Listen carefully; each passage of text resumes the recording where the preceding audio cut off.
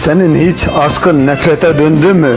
Kalbin bin parçaya bölündü mü? Bütün umutların yerle bir oldu mu? Benim oldu. Nefretim aşkımı aştı sayende. Mutlu ol şimdi, nefretimsin. Bugünden sonra sadece nefretimsin.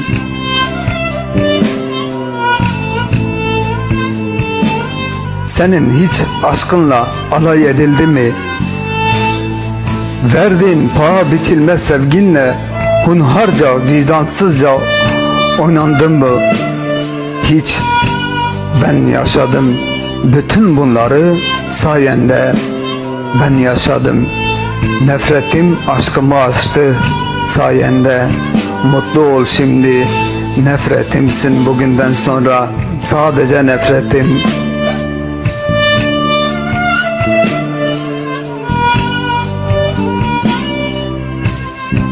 Hani hep derdin ya, benden nefret et, değmez bana. Ben senin sevgine layık biri değilim. Evet, çok haklıymışsın, değmez misin? Senin için döktüğüm gözyaşımın bir damlasına bile değmez misin?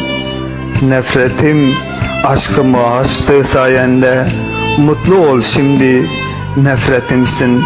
Bugünden sonra sadece nefretimsin.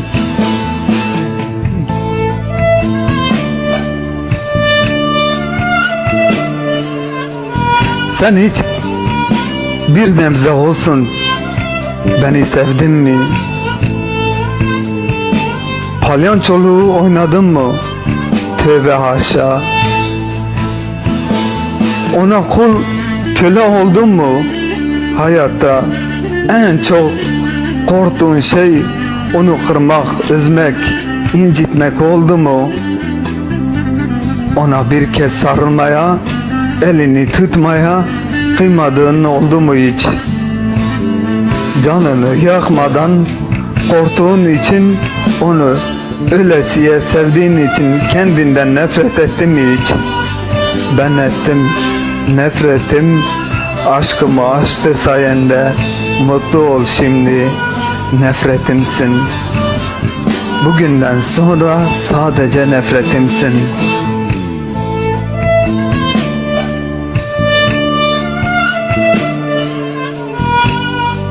Sen hiç onunla el ele, göz göze gezdim şeylerden nefret ettin mi?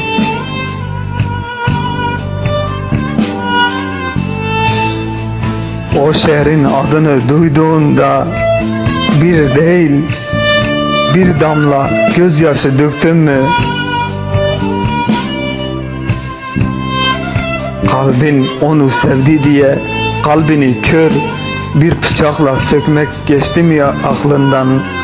Bütün bunları bildiğin için ölmek geldi mi içinden? Benim geldi arkadaş, ama demediğini anladım. Nefretim aşkımı aştı sayende. Mutlu ol şimdi, mutlu ol şimdi. Nefretimsin, bugünden sonra sadece nefretimsin Arjin.